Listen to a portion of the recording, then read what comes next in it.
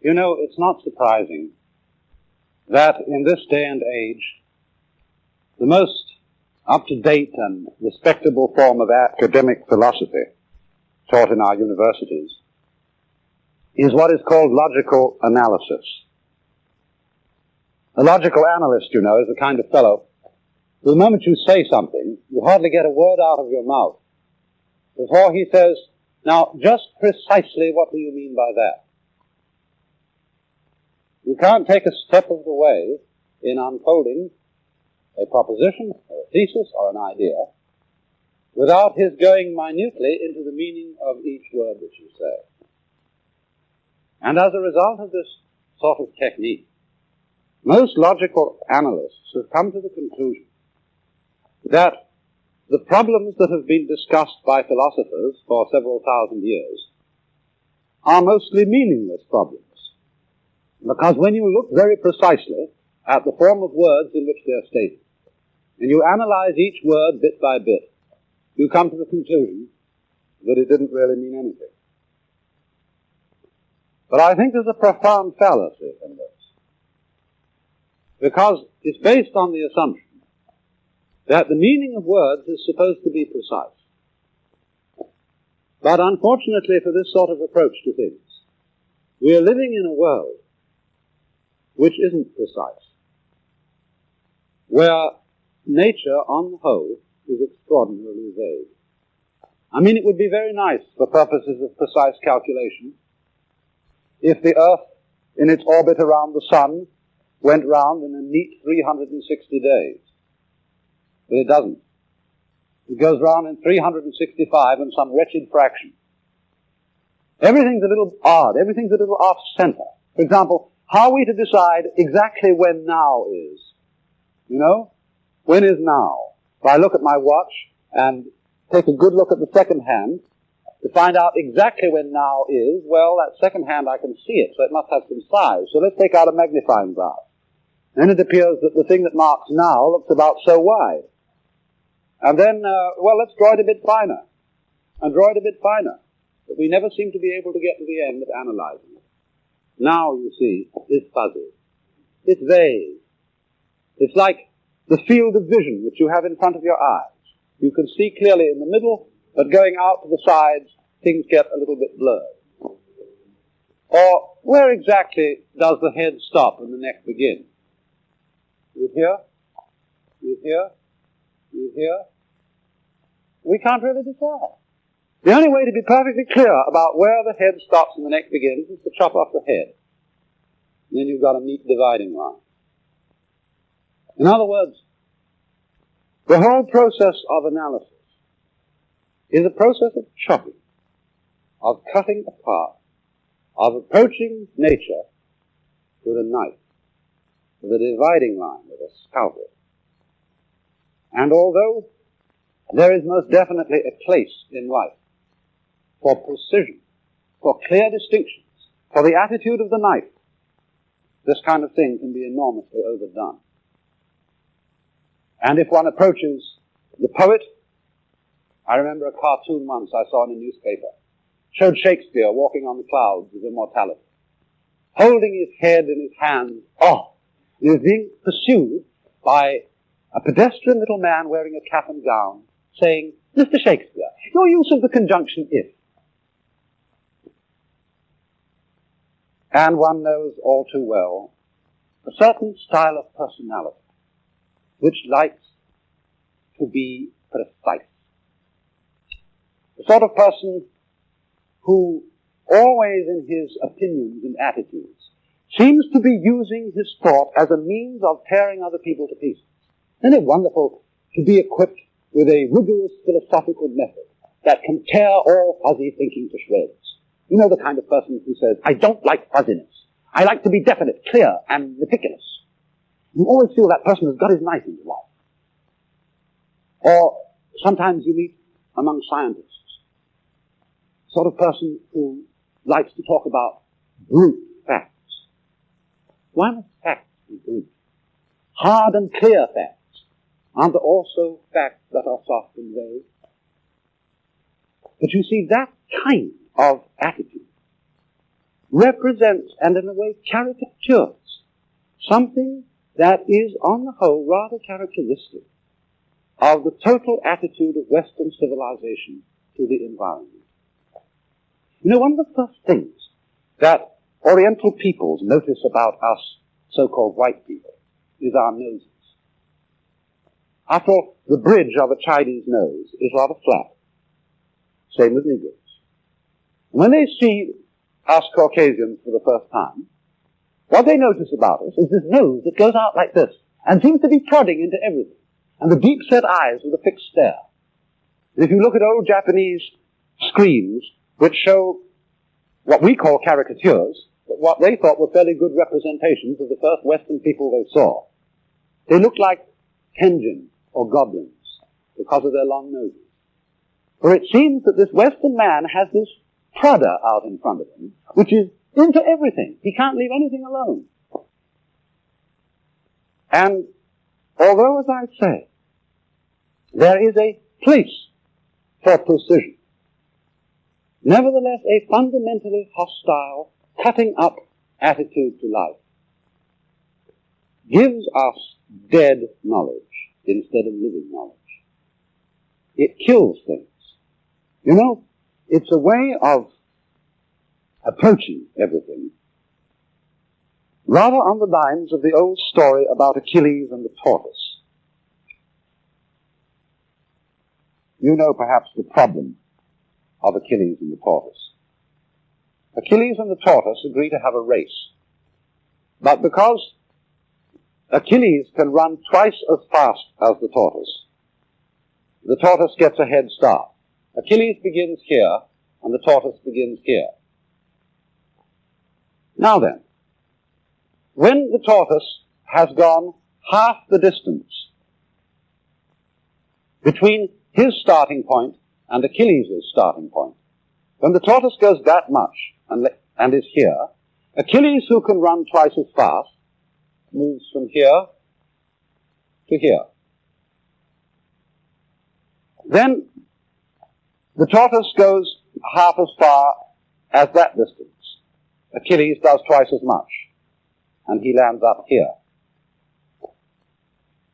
And then the tortoise goes half as far as he went again, and lands up here. Achilles does twice as much, and he's here. And so the tortoise goes half as far again, and Achilles does twice as much, and he lands up here. And notice, you see, Achilles is still behind the tortoise.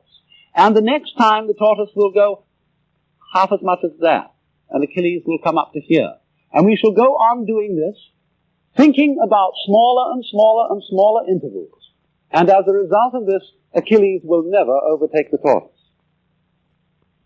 Now, of course, in actual life, Achilles jolly well does overtake the tortoise and goes right by him. But why this is a problem is it is a way of thinking about the situation that is infinitely and indefinitely analytical. It doesn't, as it were, let life go on, but it stops to analyze the whole business. It breaks it down into minuter and minuter and minuter quantities so that the whole thing is delayed. The whole situation is, as it were, stopped and killed. And this will always happen whenever we get into the bind, the rut, of trying to think too precisely.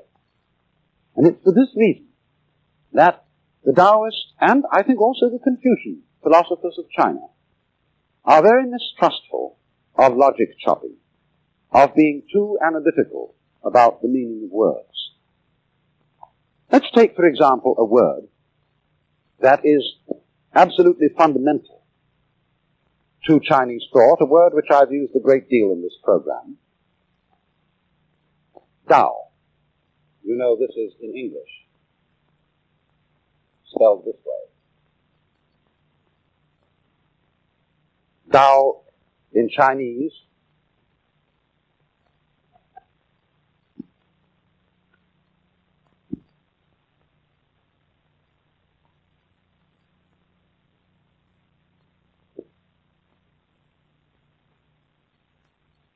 we usually translate that, the way of nature, the way of things. But that's only one of its many meanings. Indeed, the term is so difficult to define that Lao Tzu, you know this man, the man who was the founder of Taoist philosophy, Lao-Tzu, Lao Tzu started out his book by saying, and this is a phrase which already shows how many meanings the word has, Tao,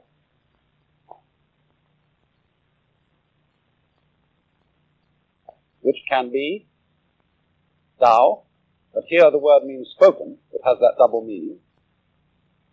The Tao, which can be spoken,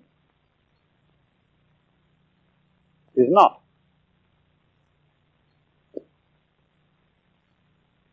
The eternal, the regular, or you might say the real Tao. Oh yes, he was inconsistent. He then went on to write a whole book about it. But really the whole purport of the book is to show that Tao, the fundamental nature of the world, is something you cannot get too precise about. You can't think about it and understand it that way. In other words, what is the fundamental basis of one's life as of one's thought always has to remain undefined. You see, if you insist, and Chinese philosophers and scholars always are very clear about this, if you insist on defining words meticulously, you always have to have other words to define your definitions. And then you have to have words to define those words, and words to define those words, and there's no end to it. Or otherwise you can get around this by going in a circle, which is that, when you look up the dictionary and you look up to be, you find the definition to exist. All right, you look up to exist and you find the definition to be. And then where are you? Either you go round in a circle, which fundamentally tells you nothing, or else you go on and on and on, getting more meticulous, and you never arrive. Once, a Western psychologist asked a Chinese friend, "What do you mean by Tao?" And the friend said, "Go and look out of the window." And he went and looked out of the window. "What do you see?" He said, "I see houses in the street." "What else?" "I see people moving around." "What else?" "I see clouds in the sky." "What else?" "And the wind is blowing." The Chinese extended his hands like this and said, "That is the Tao." And so, I remember too, a very great Japanese artist who was teaching over here in the United States. And he was always being pressed by his students to define himself. And he used certain expressions. They say, "Now, exactly what do you mean?" They were always saying this. And one day he got mad. And he said, "What's the matter with you? Can't you feel?" And so it is that there are certain basic ideas, like Tao, which the Chinese feel must come to us. We can't go out to get them. We can't grab them. They must come to us in the same way as light comes to our eyes. This thing, then, is mysterious and unknown. Like the hermit sage in one of the most famous of all Chinese poems, Jia Dao's Seeking for the Hermit in Vain.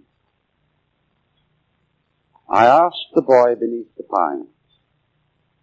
He said, "The master's gone alone, herb picking, somewhere on the mountain, cloud hidden, whereabouts unknown."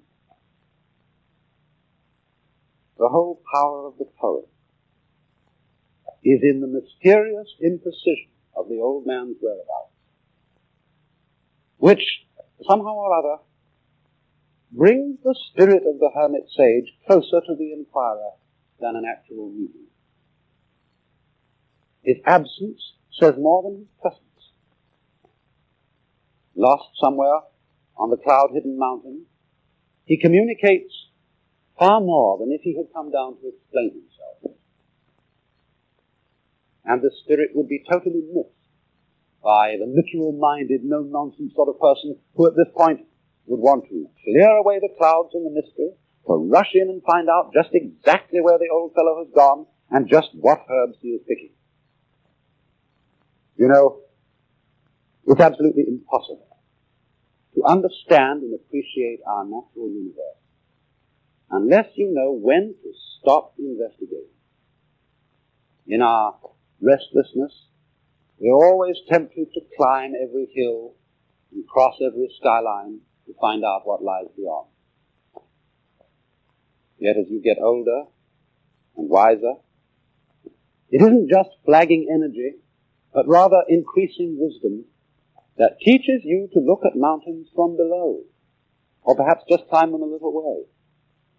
Or at the top, you can no longer see the mountain. And beyond on the other side, there is perhaps just another valley like this. An old Indian aphorism says, "What is beyond is that which is also here." And you mustn't mistake this for a kind of blasé boredom, tiring of adventure. It's the startling recognition that in the place where we are now, we have already arrived. This is it. What we are seeking is, if we are not totally blind, already here. For if you must follow that trail up the mountainside to its bitter end, you will discover that it leads eventually right back to the suburbs. But only an exceedingly stupid person will think that that's where the trail really goes. For the actual truth is that the trail goes to every single place that it crosses. It leads also to where you are standing and watching it vanish into the hills.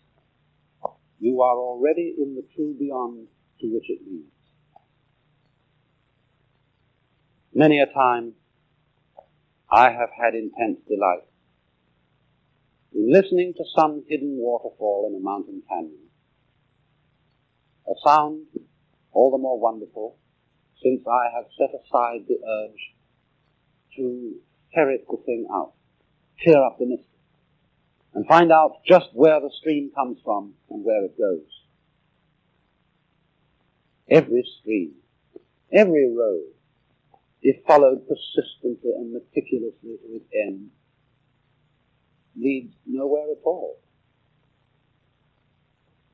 And this is why the compulsively investigative mind is always landing up in what it believes to be the disillusion, the hard and bitter reality of the actual facts. Playing a violin is, after all, only scraping cat's entrails with horsehair. The stars in heaven are, after all, only radioactive rocks and gas. But this is the illusion, that truth is to be found only by picking everything to pieces like a spoiled child. This is why the painters of the Far East so seldom tell all, why they avoid filling in every detail, and why they leave in their paintings great areas of emptiness and vagueness. These aren't just unfilled backgrounds. They are integral parts of the whole composition, suggestive and pregnant voids and myths which leave something to our imagination, even though we don't make the mistake of trying actually to fill them in with detail in the mind's eye. We let them remain suggestive. Autumn clouds, vague and obscure.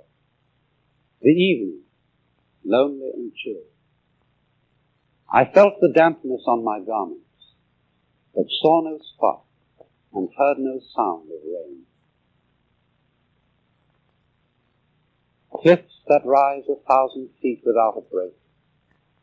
Lake that stretches 100 miles without a wave.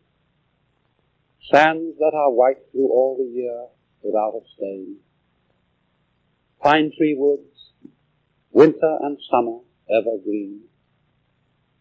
streams that forever flow and flow without a pause, trees that for 20,000 years your vows have kept, you have suddenly healed the pain of a traveler's heart and moved his brush to write a new song. There was something vague before heaven and earth arose. How calm, how void. It stands alone, unchanging. It acts everywhere, untiring. It may be considered the mother of everything under heaven. I do not know its name, but call it by the word Tao.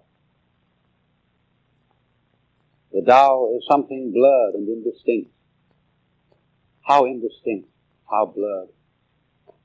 Yet within it are images. How blurred, how indistinct, yet within it are things. How dim, how confused, yet within it is creative power. Picking chrysanthemums along the eastern fence, gazing in silence at the southern hills, the birds fly home in pairs through the soft mountain air of dusk.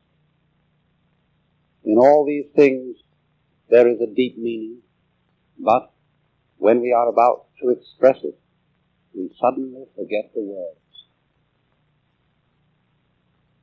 The song of birds, the voices of insects, are all means of conveying truth to the mind. In flowers and grasses, we see messages of the Tao. The scholar, pure and clear of mind, serene and open of heart, should find in everything what nourishes him. But if you want to know where the flowers come from, even the god of spring doesn't know. Things are produced around us, but no one knows the whence. They issue forth, but no one sees the portal. Men, one and all, value that part of knowledge which is known. They do not know how to avail themselves of the unknown in order to reach knowledge. Is not this misguided? But it isn't by pushing relentlessly and aggressively beyond those hills that we discover this unknown and persuade nature to disclose her secrets. What is beyond, that is also here. Any place where we are may be considered the center of the universe. Anywhere that we stand can be considered the destination of our journey. But we have to be receptive and open. We have, in other words, to do what Lao Tzu advised when he said, while being a man, yet one should also preserve a certain femininity, and thereby one will become a channel for the whole universe. You know, that's one of the things which I believe in our culture of the West is submerged. The feminine values are despised values. And we find typically among men a strange kind of reluctance to be anything but a man. A kind of anxiety to be 100% male. And that's a kind of monster. A man who is 100% male, 100% tough guy, is a sort of human mollusk who has no softness and no sensitivity. And indeed, it's a common psychological observation that people who are constantly anxious to prove their masculinity, who are scared to death of being sissy, of being weak, of being unaggressive, those are the very people who have doubts about their own masculinity, who are not really sure of it.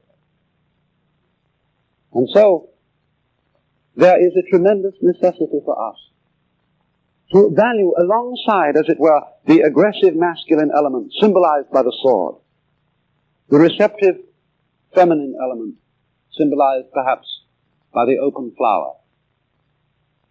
For after all, our human senses are not knives, they're not hooks, they are the soft ball of the eye, the delicate drum of the ear, the soft skin on the tips of the fingers and on the body. It is through these delicate, receptive things that we basically receive our knowledge of the world. And therefore it is through a kind of weakness and softness that it is possible for knowledge to come to us. So, putting it in another way, we have to come to terms with nature by wooing her rather than fighting her. Not just putting nature at the so-called distance of objectivity as if she were an enemy to be shot, but something rather to be known by embrace, like a beloved wife. For you see, what does one really want to know about? Does one rather want to manage the whole thing? Does one want to be a kind of omnipotent God in control of it all? Or does one rather want to enjoy it? One cannot, after all, enjoy what you are all the time anxious about controlling. One of the nice things about one's own body is you don't have to think about it all the time. If you had, when you woke up in the morning, to think about every detail of your circulation, you'd never get to the day. As was well said, the mystery of life is not a problem to be solved, but a reality to be experienced.